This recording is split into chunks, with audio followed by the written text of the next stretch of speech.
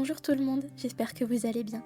Je vous retrouve aujourd'hui pour une nouvelle vidéo sur ma chaîne afin de vous partager quelques moments cosy et créatifs. Je vous emmène avec moi pour un petit week-end automnal très livresque puisqu'il y avait ce week-end-là la fête du livre de ma ville où j'ai pu faire plusieurs belles rencontres et également quelques beaux achats. J'espère en tout cas que cela vous plaira autant qu'à moi. Bon visionnage!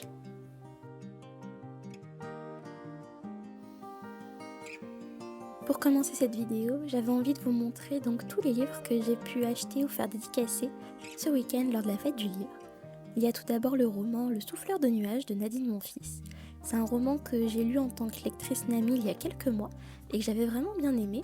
Et en tout cas, j'ai été très heureuse de rencontrer cet auteur que je ne connaissais pas plus que ça et que j'ai vraiment adoré découvrir. Je l'ai notamment vue en conférence et j'ai trouvé qu'elle était incroyablement intéressante et très loufoque. Enfin, j'ai vraiment adoré sa personnalité. Le second roman que j'avais emmené afin de le faire dédicacer est Les Tortues ne fêtent pas Noël sous la neige de Sophie Jomain. C'est une auteure qui est assez connue sur les réseaux sociaux et que personnellement j'aime bien. C'est la première fois que j'avais la chance de la rencontrer et j'ai donc pu faire dédicacer mon exemplaire de ce joli petit roman de Noël. J'ai d'ailleurs pu assister avec Nadine Monfils à une conférence où elles étaient présentes toutes les deux, ainsi que l'auteur Sylvie Baron. Et j'ai vraiment adoré rencontrer ces auteurs et faire signer ces livres-là. Donc en parlant de Sylvie Baron, je me suis également procuré un roman que je n'avais pas encore de cet auteur, qui est Les petits meurtres du mardi. J'ai notamment été totalement conquise par le résumé qui parle du fait qu'il y a beaucoup de références à Agatha Christie, puisque le club qui se réunit ici est fan de cet auteur. Et j'ai en tout cas extrêmement hâte de voir ce que cela va donner. Parmi les auteurs que j'ai eu la chance de rencontrer, il y a également Gilles Le Gardinier. Donc c'est un auteur que j'aime énormément. Je dois avouer que j'ai lu presque tous ses romans, je pense, à l'exception des 2 derniers du coup que j'ai pu acheter et faire dédicacer samedi. Et j'ai vraiment adoré rencontrer ce monsieur qui est vraiment d'une gentillesse, je trouve, incroyable et qui a vraiment pris le temps de nous parler, de même d'inclure mon copain qui lui n'est pas un grand lecteur, et j'ai trouvé ça vraiment adorable de sa part. Parmi mes autres achats, j'ai également pris de l'avance sur ma palle de Noël, puisque j'ai acheté le roman Les personnages s'éveillent sous les flocons de Sophie Jomain. Puisque j'avais bien aimé son autre roman de Noël, je me suis dit que ça pourrait être très sympa de craquer pour un autre de ses romans, que j'ai en tout cas hâte de lire d'ici quelques semaines. Sur le stand de Sylvie Baron, j'ai également craqué pour un deuxième Cozy Mystery. Il s'agit du roman Le Cercle des derniers libraires, c'est un 2e tome. J'avais lu il y a quelques années maintenant, je crois, le 1er tome qui m'avait bien plu. Et en tout cas, elle l'a très bien pitché, j'ai envie de dire, en conférence le matin. Donc j'ai hâte de voir ce que ce 2e tome va pouvoir donner. J'ai également craqué pour un second roman sur le stand de Nadine Monfils. Il s'agit du roman Les fleurs du crime de Monsieur Baudelaire. Donc c'est un Cozy Mystery qui est sorti récemment, je crois, au début du mois d'octobre. Et en tout cas, j'ai vraiment hâte de le découvrir. Il a l'air un petit peu sombre comme Cozy Mystery, j'ai envie de dire. Mais je suis vraiment curieuse de voir ça. En plus, l'auteur avait réalisé un véritable parfum qui accompagne du coup ce roman. Et vraiment, il a une odeur absolument délicieuse. Et je trouve que c'était une idée absolument très originale pour vendre un roman. J'ai ensuite continué en achetant le dernier tome de Gilles Le Gardinier, La Compagnie des heureux hasards. C'est son dernier roman qui est sorti également il y a assez peu de temps. Et vraiment, encore une fois, il était d'une gentillesse et j'ai vraiment hâte de découvrir ce roman que j'attendais personnellement avec impatience, aimant beaucoup cet auteur. Pour terminer, mon dernier achat a été pour le petit feel-good de l'automne, donc Le vent souffle sur Little Balmoral de Sophie Jomain. C'est un roman que j'ai vu énormément passer sur les réseaux sociaux ces dernières semaines, et je dois avouer que c'est vrai qu'il est particulièrement beau et particulièrement réussi.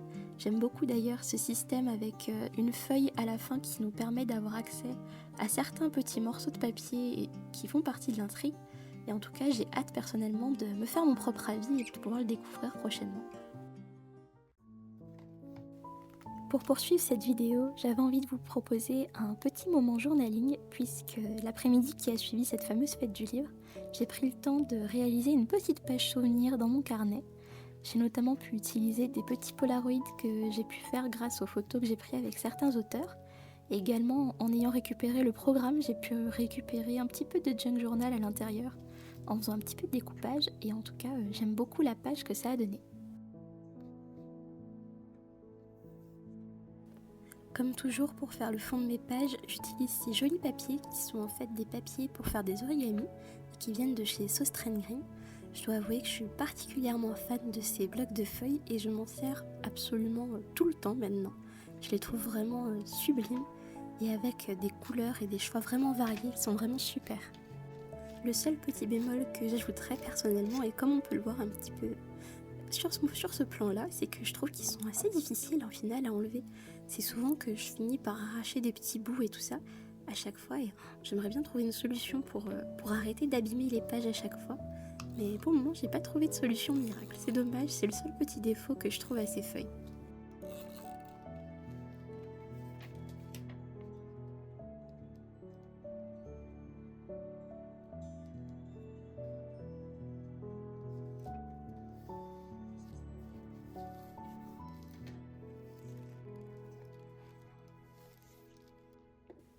Pour habiller ma page, j'ai donc récupéré plusieurs petits éléments que j'ai pu découper dans le programme donc de la fête du livre. J'avoue que ça a été bien pratique. J'essaye un petit peu de plus en plus de pratiquer un petit peu ce qu'on appelle donc un peu le junk journaling en récupérant justement des bouts de papier, ce genre de choses. Et je dois avouer que je trouve ça très plaisant de farfouiller un petit peu dans des magazines ou autres pour essayer de trouver des petits éléments qui pourraient habiller des pages comme ça dans mon carnet.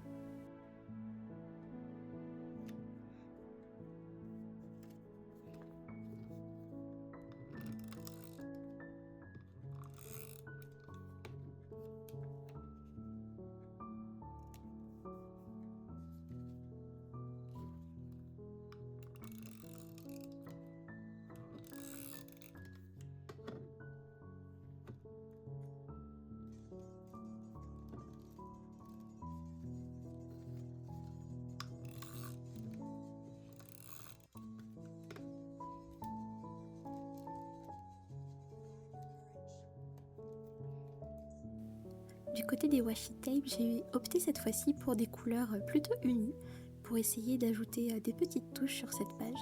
Je crois que comme d'habitude les trois ici viennent de l'eau que j'avais pu trouver il y a quelques temps chez Action, mais je dois avouer que je suis assez satisfaite de ces washi tape là. Je trouve qu'ils tiennent bien sur mes pages personnellement et ça m'a permis d'avoir une assez jolie sélection, j'ai envie de dire, de couleurs.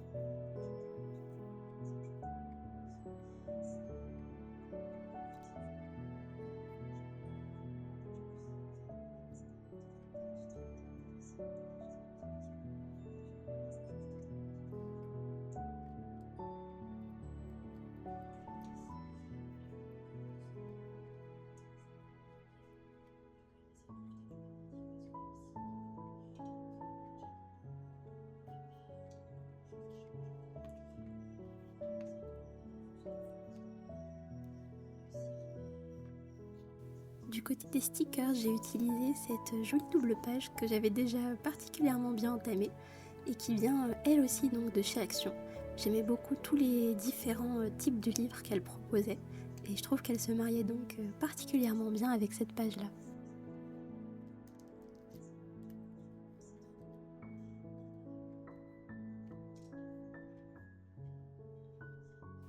Comme pour presque chacune de mes pages, j'ai terminé en complétant avec quelques petites étoiles colorées.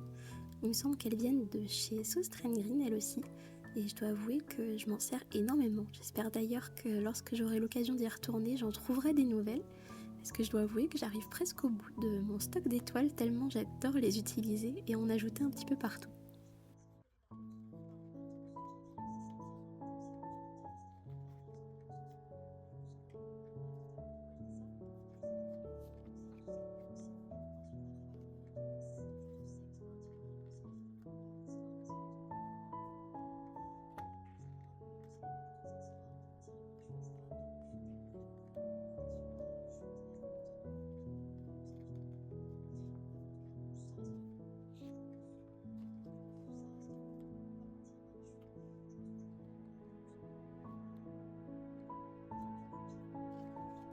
Et voilà donc le rendu final de cette petite double page souvenir.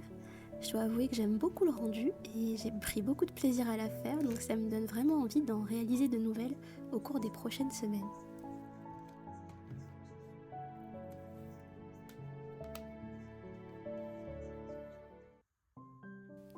Je poursuis cette vidéo toujours dans un esprit assez livresque, puisque j'avais envie de vous partager mes 3 derniers emprunts à la bibliothèque. J'ai pu récemment me rendre du coup à la bibliothèque qui est proche de chez moi, où j'ai donc pu trouver 3 nouveaux romans que je vais lire très prochainement.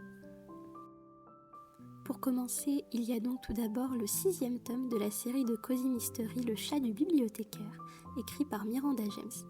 Ça fait quelques semaines que j'ai débuté la lecture de cette série et j'ai eu un peu de mal au début avec le style d'écriture de l'auteur, mais je dois avouer que maintenant j'aime beaucoup, je me suis prise dedans et j'ai hâte en tout cas de continuer prochainement ma lecture. Le second roman que j'ai emprunté est également un Cozy Mystery. Il s'agit du premier tome de la série Les Dames de Marlowe Enquête, écrit par Robert Eurogood. Je suis pas sûre de la prononciation, mais on m'excusera. C'est une série dont j'ai entendu beaucoup de bien sur les réseaux sociaux et je dois avouer que j'étais curieuse d'enfin la découvrir, donc j'étais contente de voir que ma bibliothèque avait acheté les premiers tomes. Enfin, mon dernier roman emprunté est De fil en aiguille de Jenny Colgan. J'ai pu voir que ma bibliothèque avait récemment acquis plusieurs romans de cet auteur, et étant donné que j'en avais déjà lu certains et que j'avais hâte d'en découvrir de nouveaux, j'étais contente de trouver celui-là. Il est écrit en gros caractères parce qu'il est fait pour des personnes ayant des déficiences visuelles, je crois, mais en tout cas j'ai hâte de pouvoir le lire prochainement.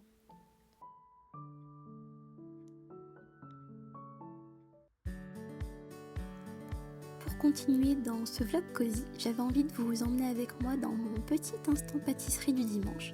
J'avais très envie de tester une nouvelle recette de cookies que j'avais trouvée récemment en farfouillant un petit peu sur internet. Je la mettrai d'ailleurs, la recette en tout cas dans la description du vlog, car c'est vrai que c'est souvent qu'on me demande les recettes que je réalise. Là ici c'était donc une recette de cookies. On avait pour objectif avec mon copain de trouver une recette qui donne des cookies vraiment moelleux, c'était un petit peu l'objectif et je dois dire que celle-là est plus que validée. En tout cas, elle était vraiment incroyablement bonne.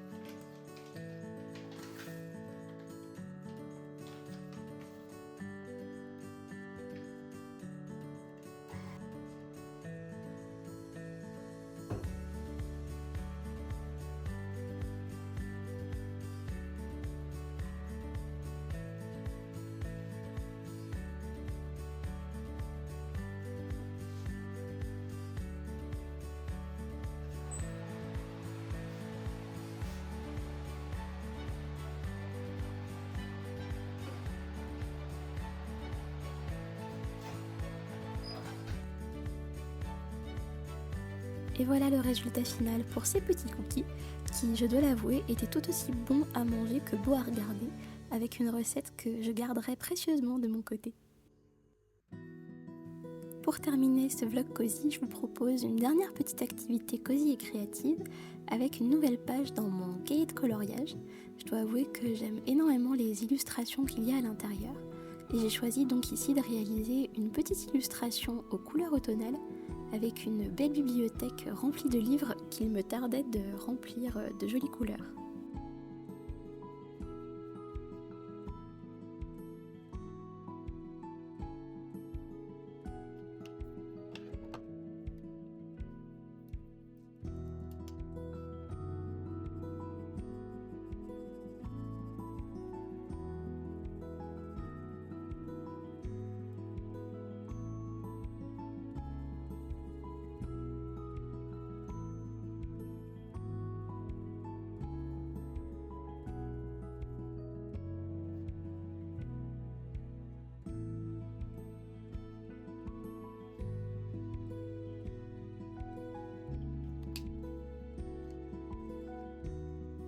Comme j'avais envie d'une ambiance très automnale, j'ai essayé de choisir le plus possible des couleurs qui sont un petit peu chaudes, j'ai envie de dire, mais après le problème que j'ai avec le coloriage, c'est que j'ai tendance à toujours utiliser les mêmes couleurs, ce qui est presque parfois un peu dommage parce qu'il y en a qu'au final j'ai qui sont là dans mon petit présentoir mais qui ne sortent pas beaucoup. Il faudrait que je me force un petit peu prochainement, si possible, à en utiliser d'autres.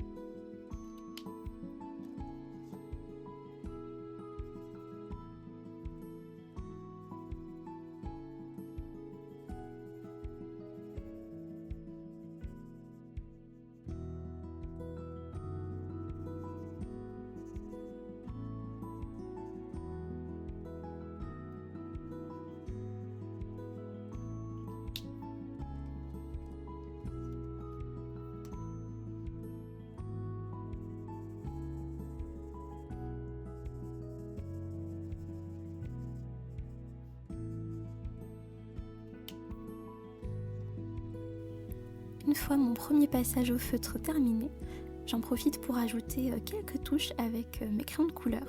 Je dois avouer que je ne suis pas une grande artiste non plus, mais j'essaye d'ajouter à chaque fois un petit peu de détail, un petit peu de profondeur, et j'aime beaucoup le rendu que donnent justement ces fameux crayons de couleur.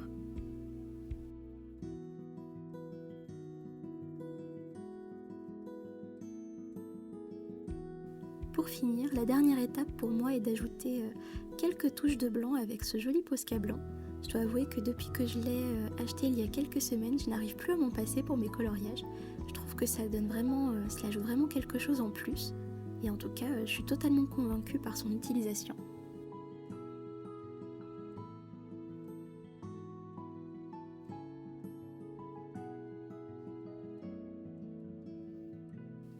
Et voilà donc le rendu final de ce petit coloriage cosy automnal qui vient conclure ce vlog. J'espère en tout cas que cette vidéo vous aura plu et je vous retrouve très bientôt pour d'autres moments cosy et créatifs. Passez une douce journée.